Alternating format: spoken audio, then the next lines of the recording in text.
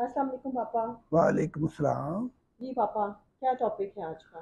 آج کا ٹاپک وہ بہت اچھا ریلیٹڈ ہے موت کی۔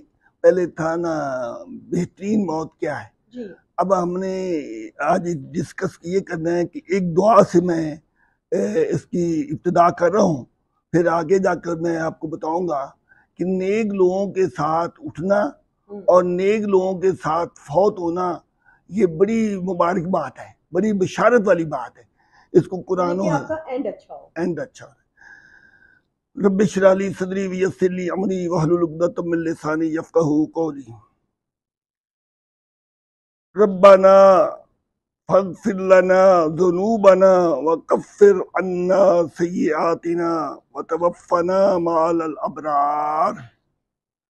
ترجمہ: اے ہمارے رب، لہذا تو بخش دے ہمارے لیے ہمارے گناہ اور دور کر دے ہم سے ہماری برائیاں، اور فوت کر ہمیں ساتھ نیک لوگوں کے، یعنی نیک لوگوں کا ساتھ ہمیں نصیب فرما۔ سورت آل عمران کے مطالعہ سے علم ہوتا ہے کہ اللہ تعالی ہمیں گائیڈنس دے رہا ہے کہ جب بھی دعا کرو اللہ تعالی آپ کو موت دے تو نیک لوگوں کے ساتھ، اور جب قیامت کو اٹھایا جائے تو نیک لوگوں کی جماعت میں اٹھنا نصیب ہو۔ یہ اتنی بڑی بشارت ہے کہ تم اس کا تصور بھی نہیں کر سکتے۔ قرآن ہمیں اس نیک جماعت میں شامل ہونے کے لیے پہلا اصول یہ وضع کرتا ہے کہ جو لوگ غور و فکر کرتے ہیں وہ صراط مستقیم کو حاصل کر لیتے ہیں، کیونکہ اس کائنات کے اندر پیدائش سے لے کر مظاہر قدرت کو کھلی آنکھ سے دیکھ کر اصل حقیقت تک پہنچا جا سکتا ہے، کیونکہ قرآن مجید میں حضرت ابراہیم علیہ السلام کی مثال موجود ہے کہ وہ ایک بت فروش کے گھر پیدا ہوئے۔ بتوں کی پوجا سے نفرت اس طرح ہوئی کہ انہوں نے اس خوبصورت کائنات کو دیکھ کر غور و فکر کرنا شروع کر دیا۔ پہلے ستاروں کو دیکھا، خدا کی جھلک دکھائی دی، پھر چاند کو دیکھا تو وسعت نظر بڑھی، اور پھر سورج کو دیکھا تو اللہ تعالیٰ کو پانے کے قریب پہنچ گئے۔ جب سورج چھپ گیا تو پھر اس خوبصورت کائنات کے شاہکار کو بنانے تک پہنچ گئے۔ سبحان اللہ۔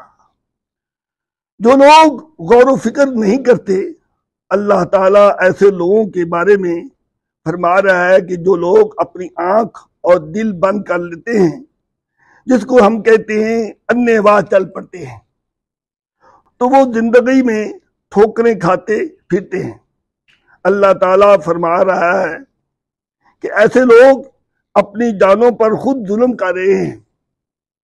قرآن اس کو ظلومن جہولا کہا گیا ہے، ظالم بھی ہے اور جاہل بھی ہے۔ دوسری دلیل، صحیح رہنمائی یعنی صراط مستقیم کے لیے اللہ تعالیٰ نے نبی، رسول اور علماء کرام کو ہدایت کا راستہ دکھانے کے لیے بھیجا، لیکن جنہوں نے ان کی باتوں کو پلے نہیں باندھا، انے واہ چل پڑے، دنیا میں بھی ٹھوکریں کھائیں اور آخرت میں بھی ظالم کے درجہ میں ہوں گے، یعنی انہوں نے خود اپنی جانوں پر ظلم کیا ہوگا۔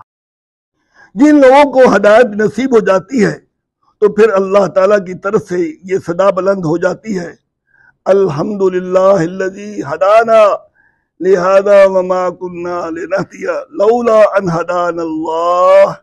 شکر اس اللہ تعالیٰ کا کہ جس نے ہمیں ہدایت نصیب فرمائی، اگر وہ ہمیں ہدایت نہ دیتا تو ہم ہدایت یافتہ نہ ہوتے۔ یعنی یہ اللہ کا ان لوگوں پر کرم ہوتا ہے جو غور و فکر کرتے ہیں، راستے کی تلاش میں نکل پڑتے ہیں اور اس کی طرف صراط مستقیم کو حاصل کرنے کے لیے دو شروع کر دیتے ہیں۔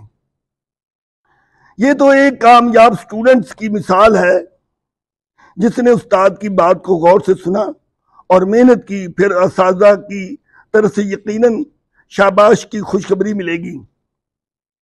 اسی طرح ہمیں صراط مستقیم کو پانے کے لیے پہلے ہمیں کوشش کرنی پڑے گی۔ وہ کوشش کیا ہے؟ قرآن ہمیں بتاتا ہے کہ ہجرت کرنی پڑے گی، معاشرے کی بے شمار مشکلات آئیں گی، لیکن اگر وہ صبر اور حوصلہ سے کام لے گا تو وہ کامیاب ہوگا، کیونکہ اللہ تعالیٰ کسی کا بھی معمولی سا عمل بھی ضائع نہیں ہونے دیتا۔ جب آخرت کو اس کا عملی صورت میں اجر ملے گا تو انسان سوچ بھی نہیں سکتا۔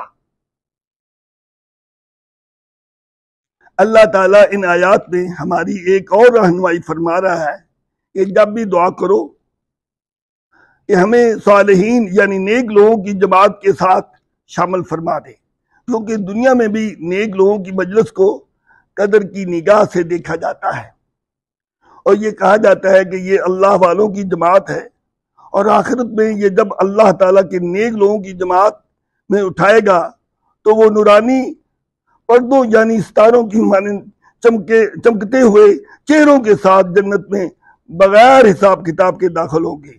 اس دن تو یہ بڑی کامیابی ہوگی۔ دوسری طرف قیامت کے روز تاریکی ہی تاریکی ہوگی، بلکہ زلزلۃ شیء عظیم کہا گیا ہے۔ ہر طرف ایٹمی دھماکے ہوں گے، کتنا خوفناک منظر ہوگا۔ ہم تو دنیا میں اگر سیاہ بادل ہر طرف اندھیرا ہی اندھیرا ہو اور ان سیاہ بادلوں میں سے دھماکے دار بجلی کڑک رہی ہو تو خوف سے دل پھٹنے کو قریب ہو جاتا ہے۔